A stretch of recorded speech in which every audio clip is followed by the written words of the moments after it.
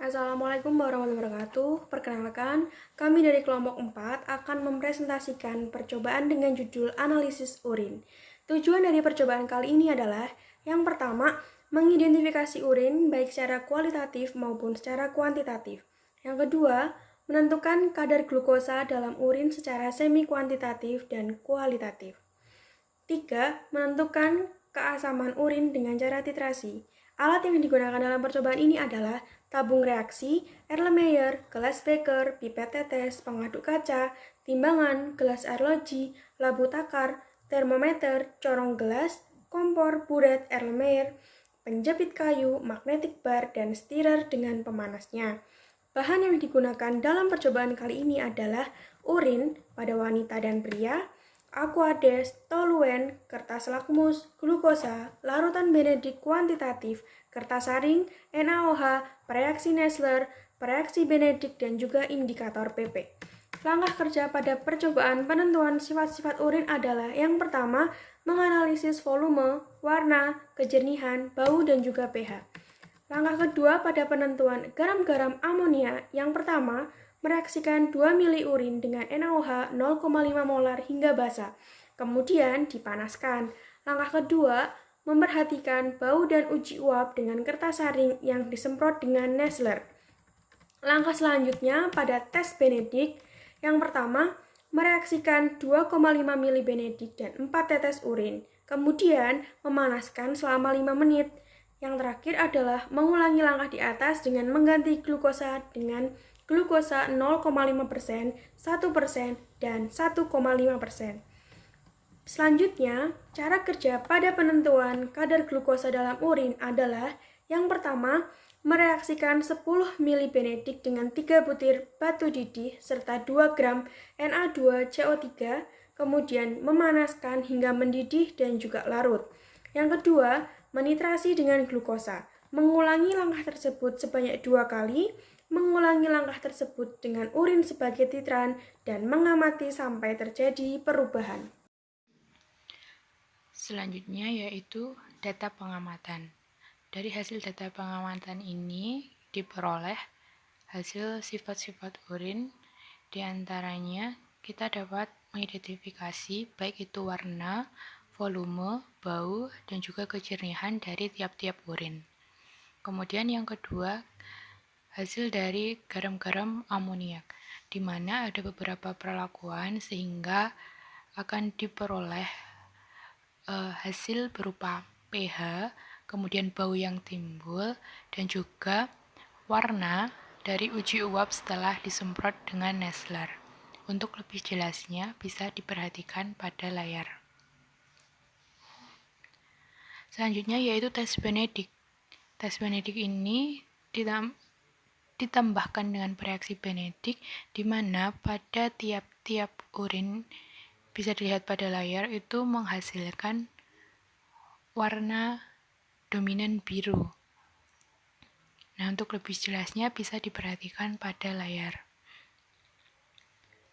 Selanjutnya untuk hasil yang terakhir yaitu mengenai penentuan kadar glukosa dalam urin.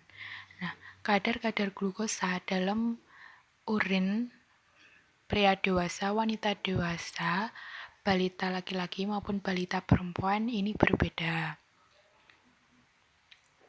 Nah, untuk hasilnya sendiri itu bisa diperhatikan di layar, di mana untuk laki-laki dewasa itu kita lihat volumenya yang dihasilkan itu 4,5 mili. Kemudian pada wanita dewasa itu 4,4 mili. Dan juga pada bayi laki-laki itu sebesar 5,5 mili dan pada bayi perempuan itu volumenya 12 mili. Untuk lebih jelasnya bisa diperhatikan pada layar. Selanjutnya adalah menghitung kadar glukosa di dalam urin. Nah, ini persen glukosa sama dengan volume urin per volume glukosa dikalikan persen dari glukosa. Volume glukosa diperoleh dari volume pertama ditambahkan volume kedua, kemudian dibagi menjadi 2. Hasil perhitungannya pada urin pria dewasa diperoleh sebesar 0,173%. Kemudian untuk urin wanita dewasa diperoleh sebesar 0,05%. Pada balita laki-laki diperoleh 0,134%. Dan pada balita perempuan diperoleh sebesar 0,462%. Kemudian masuk ke prinsip dasar. Nah, yang pertama, urin itu merupakan suatu cairan sisa yang diekskresikan oleh ginjal, kemudian dikeluarkan dari dalam tubuh melalui proses urinasi. Nah, komposisi urin pada manusia itu yang pertama ada air, kemudian ada urea, zat warna empedu, kemudian macam-macam garam, terutama adalah garam NaCl atau garam dapur. Selanjutnya adalah beberapa zat beracun. Nah, kandungan pada urin normal atau urin sehat itu terdapat air sebesar 96%, kemudian bahan padat 4%, yang terdiri dari limbah, metabolisme protein, asam urat, kreatinin, purin, dan lain-lain. Kemudian ada amonia uretan dan bahan-bahan yang telah bercampur dalam urin. Urin analisis adalah pemeriksaan urin untuk mendeteksi dan mengukur berbagai macam zat yang keluar melalui urin pada proses urin analisis. Banyak metode yang dapat digunakan untuk mendeteksi zat apa saja yang terkandung dalam urin. Setelah pengujian yang biasa dilakukan pada urin adalah uji volume, warna bau, kejernihan, pH, tes garam-garam amonium, tes belerang, tes asam urat, tes Benedict, dan lain sebagainya. Analisis urin dapat berupa analisis fisik, kimia, dan secara mikroskopis. Prinsip kerja dan hasil percobaan ini dibedakan menjadi A. Sifat-sifat urin. Sifat urin yang akan diidentifikasi pada percobaan ini adalah volume, warna, bau, kejernihan, pH. A. Volume urin. Secara kualitatif, urin orang dewasa, pria maupun wanita, lebih banyak dibandingkan dengan balita. Hal ini terbukti dari hasil pengamatan terhadap volume urin, di mana volume urin pria dewasa 150 ml, wanita dewasa 46 ml, balita perempuan 1,4 ml, balita laki-laki 23,8 ml. Perbedaan volume ini dipengaruhi oleh bahan makanan dan minuman yang dikonsumsi. Selain itu, usia dan suhu lingkungan juga ikut mempengaruhi. Pada suhu rendah, urin yang dikeluarkan biasanya lebih sedikit. Jika suhu panas, maka garam-garam amonium dapat dikeluarkan melalui keringat. Tetapi pada suhu dingin, tidak demikian. Usia juga mempengaruhi. Semakin banyak usia seseorang, maka semakin banyak cairan tubuh yang harus dibutuhkan, sehingga volume urin semakin banyak. Hasil percobaan telah sesuai dengan teori, karena volume urin balita lebih sedikit daripada volume orang dewasa.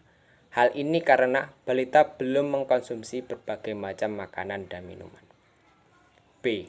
Warna urin. Warna urin dewasa kuning, wanita kuning keemasan, balita laki-laki kuning keemasan pekat, balita wanita kuning. Warna urin ini dipengaruhi oleh jumlah urabilin yang terkandung dalam urin.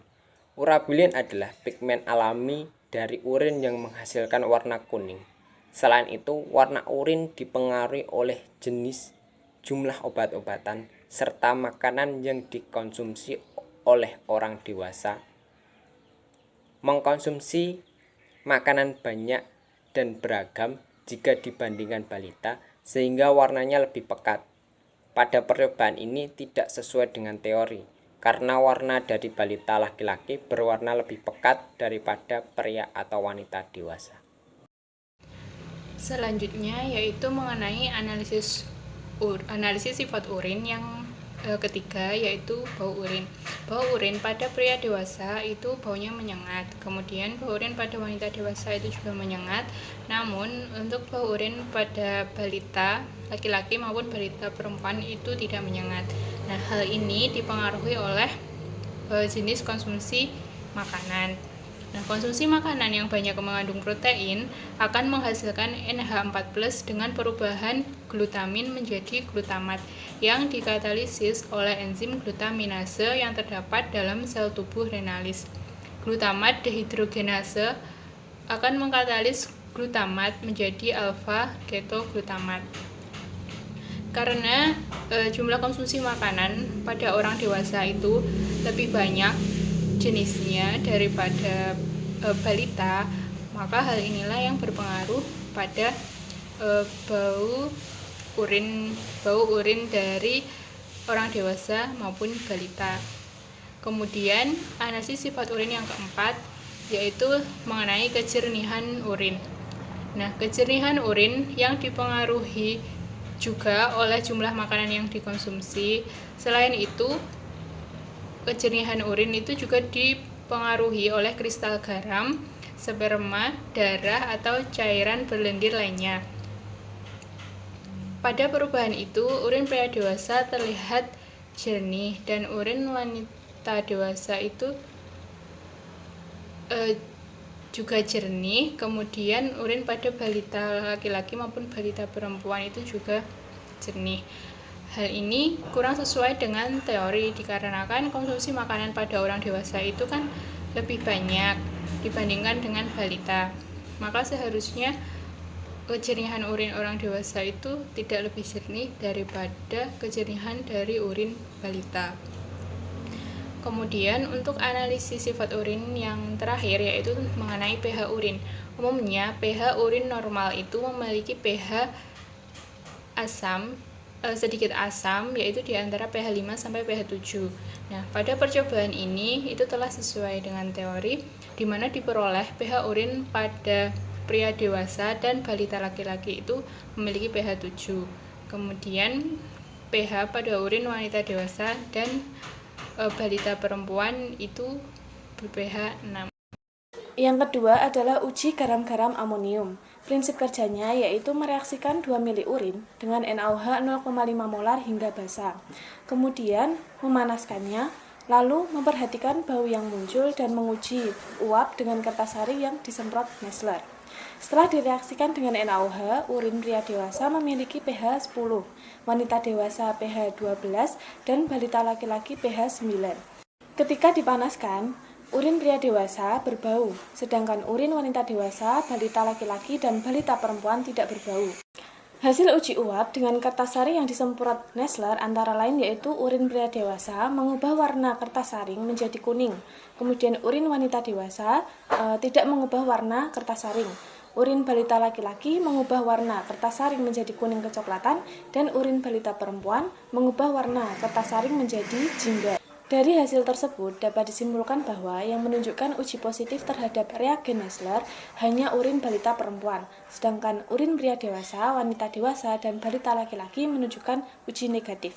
Uji positif Nessler ditunjukkan apabila kertas saring berubah warna menjadi jingga kemerahan. Menurut teori, urin orang normal mengandung sedikit amonia, sehingga yang sesuai dengan teori hanya urin balita perempuan. Sedangkan pada urin pria dewasa, wanita dewasa, dan balita laki-laki tidak sesuai dengan teori. Hal ini mungkin disebabkan karena reagen tidak bereaksi atau terkontaminasi, atau peralatan yang digunakan kurang bersih. Kemudian reaksi yang terjadi bisa dilihat di PPT. Kemudian fungsi penambahan zat yaitu NaOH untuk membuat urin lebih bersih dan ketika dipanaskan membentuk amonia atau NH3. Dan larutan Nessler berfungsi untuk sebagai indikator ada tidaknya garam amonium yang terbentuk. Ya, kita lanjut untuk tes selanjutnya dalam analisis urin. Jadi tes selanjutnya itu tes Benedict. Kita tahu bahwa tes Benedict itu digunakan untuk mengetahui apakah urin tersebut mengandung gula reduksi atau tidak. Jadi untuk cara kerjanya yaitu dengan mencampurkan 2,5 ml reaksi Benedict dengan obat tetes urin. Setelah tercampur kemudian dipanaskan. Nah, selanjutnya melakukan langkah yang sama seperti sebelumnya, tetapi dengan mengganti urin dengan glukosa 0,5%, 1%, dan 1,5%, yang dimana glukosa ini dijadikan sebagai standar. Nah, hasil yang diperoleh dari percobaan ini, ternyata tuh pada urin pria dewasa, wanita dewasa, balita laki-laki, dan balita perempuan itu setelah dipanaskan warnanya tetap biru. Ini menandakan bahwa uji Benedict dalam percobaan ini bersifat negatif. Sedangkan untuk warna larutan standar, tadi kita gunakan glukosa 0,5%, 1%, dan 1,5%. Nah, untuk glukosa 0,5% dan 1%, warna larutannya tetap biru setelah dipanaskan. Sedangkan glukosa 1,5% berubah menjadi hijau. Nah, tapi di sini ternyata larutan standar yang kita gunakan belum sesuai teori. Nah, hal ini mungkin karena glukosa yang digunakan benar-benar belum standar gitu, jadi masih ada komponen lain di dalamnya. Nah, untuk berdasarkan teori sendiri ada ada acuan, kita dapat lihat di dalam tabel. Jadi untuk warna biru atau hijau keruh itu tuh penilaiannya negatif, jadi negatif artinya itu tidak ada kadar glukosa di dalamnya atau sedikit sekali. Terus yang kedua itu hijau atau kuning hijau, itu positif 1, itu menandakan kadarnya kurang dari 0,5%. Terus yang ketiga itu kuning atau kuning kehijauan, itu positif 2, kadarnya berarti 0,1 sampai 1%. Buat jingga itu positif 3, menandakan kadarnya 1 sampai 2%. Dan yang paling tinggi itu merah, dia positif 4, yang menandakan kadar glukosanya lebih dari 2%. Nah, berdasarkan tabel tersebut, kita lihat bahwa dalam percobaan ini urin pada pria dewasa, wanita dewasa, balita laki-laki, dan balita perempuan itu tidak mengandung glukosa atau gula produksi, yang ditandakan dengan warna larutannya tetap berwarna biru walaupun sudah dipanaskan. Selanjutnya adalah penentuan kadar glukosa dalam urin. Prinsip kerjanya yaitu memasukkan 10 ml Benedict dengan 3 butir batu didih serta 2 gram Na2CO3, lalu memanaskan hingga mendidih dan larut. Lalu menitrasi dengan glukosa dan mengulangi langkah dengan urin sebagai titran. Mengamati sampai terjadi perubahan dan endapan. Mencatat volume, kemudian menghitung rata-rata volumenya. Selanjutnya hasil yang diperoleh, pertama, urin pria dewasa. Urin yang diperlukan untuk titrasi hingga terjadi perubahan adalah 4,5 ml, sedangkan rata-rata volume glukosa 0,5%. Yang dibutuhkan sebanyak 13 ml. Berdasarkan hasil perhitungan, maka kadar glukosa dalam urin pria dewasa adalah 0,173%. Warna Benedict yang ditambahkan batu didih dan Na2CO3 setelah dipanaskan berwarna biru, dan Na2CO3 larut. Dititrasi dengan glukosa, warna berubah menjadi biru dengan PPT putih. Dititrasi dengan urin berwarna hijau.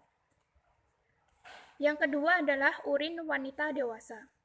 Urin yang diperlukan untuk titrasi hingga terjadi perubahan adalah 4,4 ml, sedangkan rata-rata volume glukosa 0,5%, yang dibutuhkan untuk menitrasi sebanyak 44,25 ml. Warna larutan Benedict yang ditambah batu didih dan Na2CO3 setelah dipanaskan berwarna biru. Na2CO3 larut, dititrasi dengan glukosa menjadi biru keruh. Dititrasi dengan urin menjadi hijau tua. Dari perhitungan didapatkan kadar glukosa dalam urin wanita dewasa adalah 0,05%. Yang ketiga adalah urin balita laki-laki. Urin yang diperlukan untuk titrasi sebanyak 5,5 ml, sedangkan volume rata-rata glukosa yang diperlukan untuk titrasi sebanyak 20,5 ml. Warna larutan Benedict yang ditambahkan batu didih dan Na2CO3 setelah dipanaskan berwarna biru dengan Na2CO3 larut, dititrasi dengan glukosa menjadi warna pudar. Dititrasi dengan urin menjadi hijau toska. Dari perhitungan dapat kadar glukosa urin balita laki-laki sebanyak 0,134%. Selanjutnya, urin balita perempuan. Urin yang diperlukan untuk titrasi sebanyak 12 ml. Volume rata-rata yang diperlukan untuk titrasi sebanyak 13 ml. Warna larutan benedik yang ditambah batu didih dengan Na2CO3 setelah dipanaskan berwarna biru. Na2CO3 larut dititrasi dengan glukosa menjadi biru dan dititrasi dengan urin berwarna hijau. Dari perhitungan didapatkan kadar glukosa dalam urin balita perempuan sebesar 0,462%. Dari data di atas, besarnya kadar glukosa menurut percobaan sudah sesuai dengan uji Benedict yang menunjukkan bahwa urin ke-4 sampelnya itu menunjukkan uji negatif, artinya tidak mengandung glukosa. Nah, hal ini ditunjukkan persentase kadar glukosa dalam urin untuk ke-4 sampelnya itu bernilai kurang dari 2%. Nah, fungsi dari penambahan zat ini adalah NaOH untuk membuat urin menjadi lebih bersih ketika dipanaskan membentuk garam amonium. Benedict sebagai indikator ada tidaknya glukosa dalam urin. Nessler sebagai indikator ada tidaknya garam amonia. Na2CO3 sebagai membuat suasana basah, glukosa sebagai larutan standar dan peniter pada uji kadar glukosa dalam urin. Nah, baik teman-teman sekalian, kita masuk ke bagian yang kelima, yaitu bagian kesimpulan. Nah, yang pertama, kesimpulannya adalah urin merupakan cairan hasil dari ekskresi ginjal yang dikeluarkan melalui proses urinisasi. Nah, yang kedua, hasil uji yang dilakukan sifat dari urin. Nah, warna dari pria dewasa itu kuning. Terus kalau wanita dewasa itu kuning keemasan, yang balita laki-laki kuning keemasan pekat, dan yang balita perempuan itu kuning. Selanjutnya volumenya, yang pria dewasa 150 ml, wanita dewasa 46 ml, balita laki-laki 23,8 ml, dan balita perempuan 1,4 ml. Nah, untuk baunya, pria dewasa itu menyengat, wanita dewasa menyengat. Untuk balita laki-laki tidak menyengat, balita perempuan tidak menyengat. Untuk kejernihannya, pria dewasa jernih, wanita dewasa jernih, balita laki-laki dan perempuan pun juga jernih.